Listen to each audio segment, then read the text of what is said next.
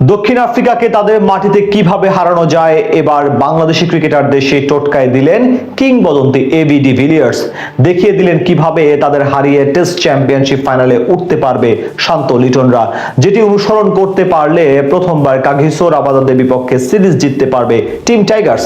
দক্ষিণ আফ্রিকাকে তাদের মাটিতে হারানোর তবে কি এমন কৌশল ও টোটকা জানিয়ে দিয়েছেন এবি ডিভিলিয়ার্স, তাই নিয়ে বিস্তারিত এই রিপোর্টে। অস্ট্রেলিয়ার মাটিতে কিছুদিন আগে টেস্ট ম্যাচ জিতে এসেছে বাংলাদেশ দল। ডারউইনে ম্যাচ জয়ের পাওয়ার পরই টাইগার ক্রিকেটারদের নিয়ে আলোচনা শুরু হয়েছে সর্বমহলে। বিশেষ করে অনেক ক্রিকেট বিশ্লেষকদের মুখে মুখে এখন শান্ত শরীফুলদের নাম। অস্ট্রেলিয়াকে হারানোর পর এখন তাদের সামনে মিশন দক্ষিণ আফ্রিকা। আগামী নভেম্বরে দক্ষিণ আফ্রিকার মাটিতে টেস্ট চ্যাম্পিয়নশিপের অংশ দুটি টেস্ট খেলতে যাবে লাল সবুজের প্রতিনিধিরা। টেস্টে বিশ্বকাপের ফাইনালে উঠেছে যেই দুটি ম্যাচ ভীষণ গুরুত্বপূর্ণ বাংলাদেশের জন্য।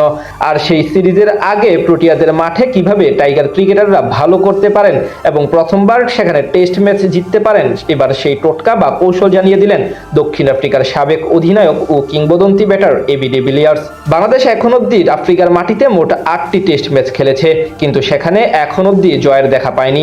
বিশেষ করে এমন কন্ডিশনে ব্যাটিংয়ে সবচেয়ে বেশি ভুগতে হয় লাল সবুজদের, যদিও আগের বাংলাদেশের সঙ্গে এখন অনেকটাই পার্থক্য রয়েছে।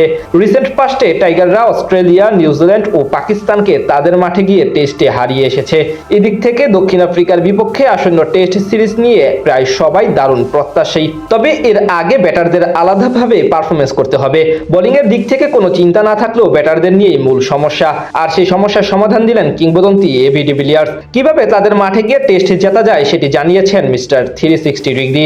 ডিভিলিয়ার্স বলেন, আমার মনে হয় দক্ষিণ আফ্রিকায় প্রতিদ্বন্দ্বিতাপূর্ণ লড়াই করবে বাংলাদেশ। দক্ষিণ আফ্রিকা বিশ্বের সবচেয়ে কঠিন জায়গাগুলোর একটি, বিশেষ করে ব্যাটসম্যানদের জন্য।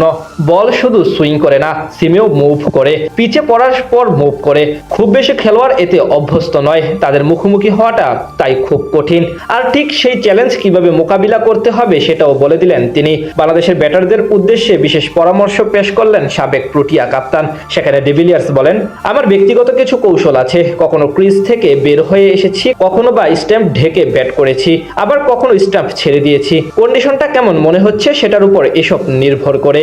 ডিভিলিয়ার্স এরপর স্পষ্ট করেই বলেন, সুইমিং কন্ডিশনে এগুলোই করতে হবে। সারাদিন শুধু একটি স্ট্যাম্পের উপর দাঁড়িয়ে থাকা যায় না, সক্রিয় বা উদ্যোগী হতে হবে। সর্বকালের অন্যতম সেরাই ব্যাটসম্যান মনে করেন দক্ষিণ আফ্রিকায় ভালো করতে বাংলাদেশের ব্যাটসম্যানদের ব্যাট করার কৌশলে পুরোপুরি পাল্টে ফেলার প্রয়োজন নেই। ছোটখাটো কিছু পরিবর্তন আনার পক্ষে জোর দিলেই হবে। তবে তার বিশ্বাস অতীতের চেয়ে এবার দক্ষিণ আফ্রিকার মাটিতে অধিক ভালো করবে বাংলাদেশ এবং সিরিজ বা ম্যাচ জয়েরও ভালো সম্ভাবনা রয়েছে, যেটি বাস্তব হলে টেস্ট চ্যাম্পিয়নশিপের ফাইনালে ওঠার পথ আরো বেশি সহজ হয়ে যাবে শান্তদের জন্য। এদিকে বাংলাদেশ দলের কোচ হতে না চাইলেও খণ্ডকালীন পরামর্শক বা ক্রিকেটারদের সঙ্গে ব্যক্তিগতভাবে কাজ করতে আগ্রহী ডিভিলিয়ার্স।